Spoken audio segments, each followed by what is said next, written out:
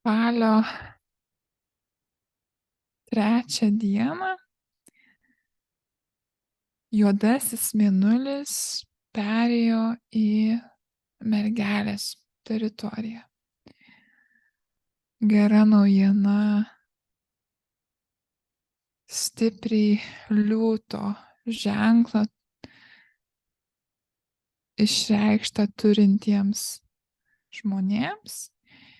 Na ir laikas sąmoningam savęs stebėjimui ir augimui tiems, pas kuriuos dominuoja mergelės žvaigždynas, mergelės ženklas, mergelės kanalas ir žuvų kanalas.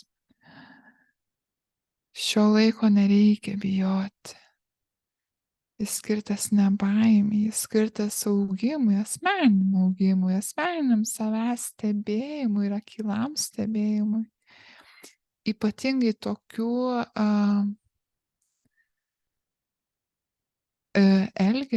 savo elgesio manifestacijų, kurios yra, ganėtinai nesąmoningos, arba tokių elgesio apraiškų, kurios nevalingai pasireiškia, bet visgi mes save matome kaip tobulėjančią būtybę ir norime keisti šiuos elgesio modelius.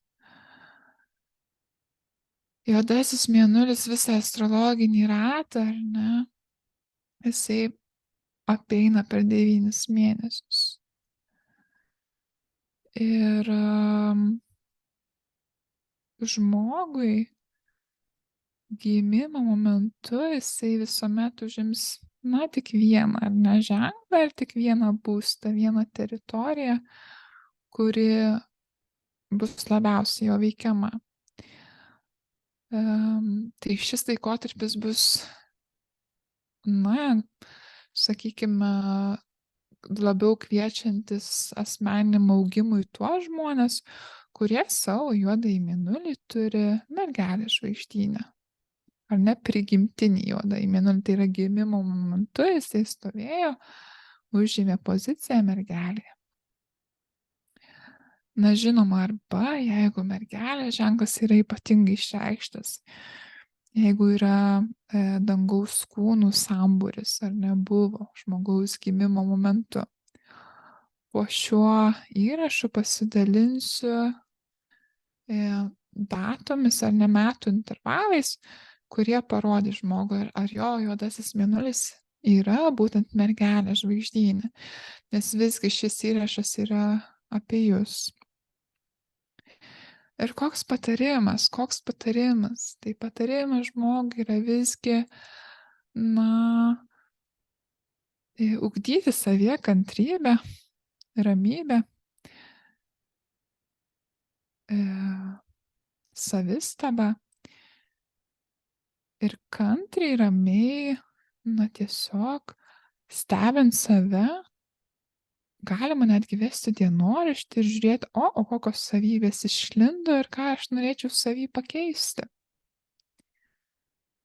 Kokie galbūt malonūs dalykai mane aplankė šiuo laikotarpiu, o kokie ne visai malonūs. Ir kokie buvo mano sprendimai, ar ne?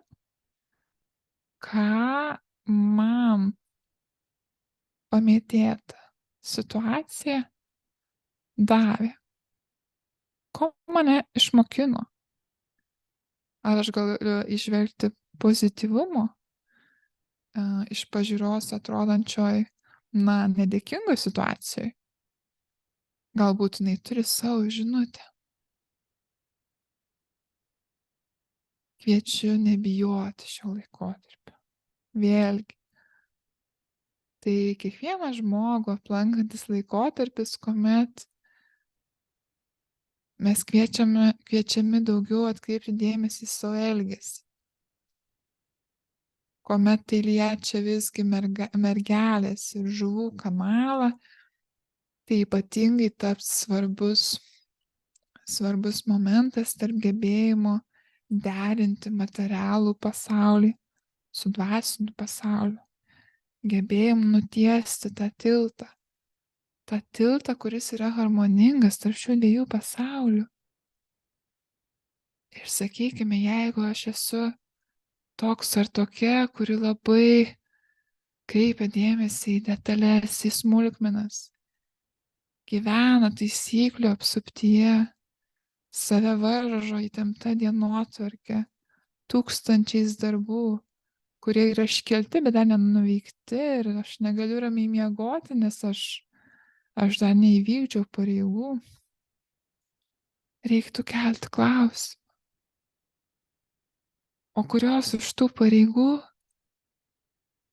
mane veda tos išsvajotos pilnatvės link gerovės, link gero jausmo, laimės, ar ne tai, ko mes norim, o kurios iš tų pareigų mane varžo.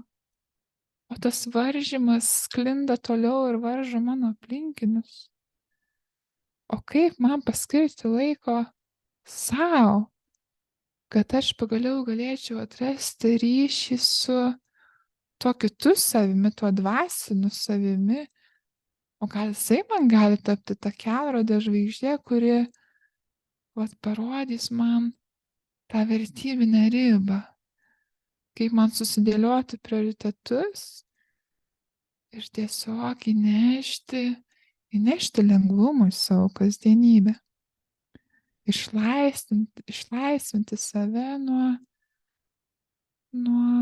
įtampos, nuo perdėtų suvaržymų, įsipareigojimų, detalių, smulkmenų, kurios iš esmės nieko nereiškia.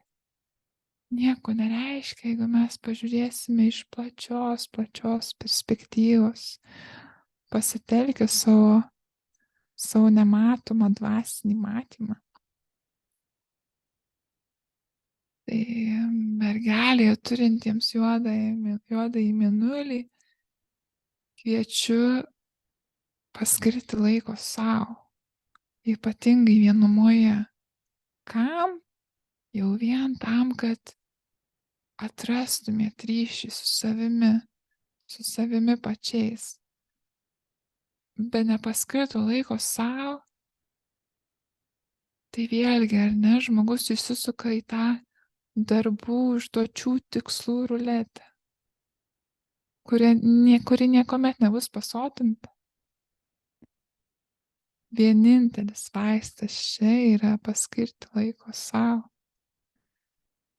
Pažinti save, tikrąjį save ir ko jums iš tikrųjų reikia, kas palengvins jums jūsų kasdienybę, kurioje jūs kaip bitutės dirbat, ar ne, kaip skruzdėlytės. Kas jums palengvins kasdienybę, ne, pripildys džiaugsmo, pilnatvės ir bus ta kibirkštimi gyventi.